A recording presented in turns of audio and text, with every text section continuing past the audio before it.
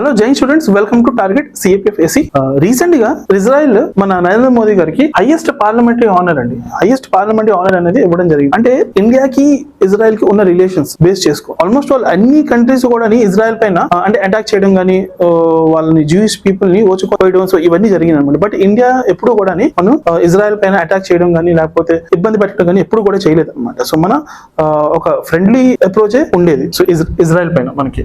Okay, so and after Narendra Modi గారు వచ్చిన తర్వాత ఈ బాండింగ్ అనేది సో డిఫెన్స్ డీల్స్ అవ్వనివ్వండి లేకపోతే ఎకనామిక్ గ్రోత్ అవ్వనివ్వండి, సో ఇవన్నీ కూడా బాగా కూడా పెరిగినాయి అనమాట రెండు కంట్రీస్ మధ్య. అండ్ ఇజ్రాయెల్ మోదీ గారికి సో హైయెస్ట్ పార్లమెంటరీ ఆనర్ అనేది ఇవ్వడం జరిగింది. Okay, so when coming to the defence ties చూసుకున్నట్లయితే ఇండియా ఇజ్రాయెల్ మధ్యలో ఇండియా తాలూకా ఇండియన్ ఇంపోర్ట్స్ ఏవైతే ఉన్నాయో అందులోని ఇజ్రాయెల్ తాలూకా షేర్ అండి 13% అంటే ప్రతి 100 రూపాయలని 13 రూపాయలు షేర్ ఉంటుంది అనమాట ఇజ్రాయెల్ కి. అలాగే ఇజ్రాయెల్ ఎక్స్పోర్ట్స్ ఏవైతే ఉన్నాయో సో అంటే ఇండియా షేర్ దాంట్లోని 34%. నెక్స్ట్, సో ఈ మధ్య కాలంలోని సో రీసెంట్ గా ఇండియా ఇజ్రాయెల్ డిఫెన్స్ డీల్ ఏదైతే ఉందో అది ఆల్మోస్ట్ ఆల్ $8.6 బిలియన్ డీల్ అండి. అందులో ఏమేమి వస్తాయి అంటే so first of all spice 1000 precision bombs అండి. ఇవేంటంటే జిపిఎస్ గైడెడ్ స్మార్ట్ బాంబ్స్ అనమాట. అంటే టార్గెట్ ని అక్యురేట్ గా రీచ్ అవుతాయి అనమాట ఇవి. ఓకే, సో ఇదొకటి.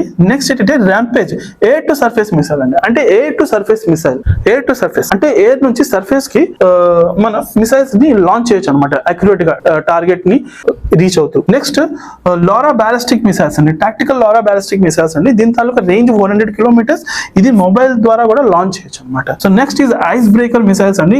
దిస్ ఈజ్ లైక్ అంటే బ్రహ్మోస్ మిసైల్ ఉంది కదండి మంది, సో అలాగే పనిచేస్తుంది. దీని తాలూకా రేంజ్ 300 కిలోమీటర్స్ అండి.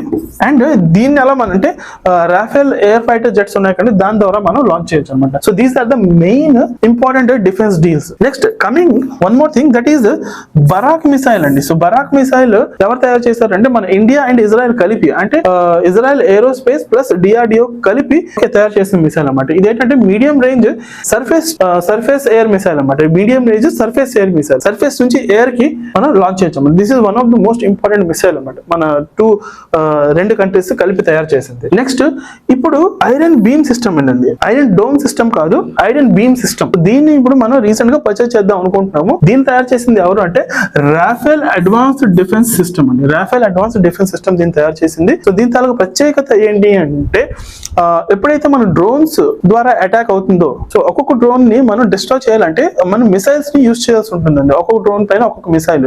సో దానికి బదులుగా ఇది ఏం చేస్తుందంటే high energy laser defence system ఉంటుంది అనమాట. దీంట్లో హై ఎనర్జీ లేజర్ అనేది మనం దీని ద్వారా ప్రొడ్యూస్ చేసి గుంపుగా వచ్చే డ్రోన్స్ ని లేజర్ వాటిపైకి పంపిస్తే సో అది డిస్ట్రాయ్ అయిపోతుంది అనమాట. ఓకే, సో డ్రోన్ స్వామ్ అంటారు దీన్ని, ఐరన్ బీమ్ సిస్టమ్. ఇది రీసెంట్ గా మనం పర్చేజ్ చేద్దాం అని అనుకుంటున్నాం.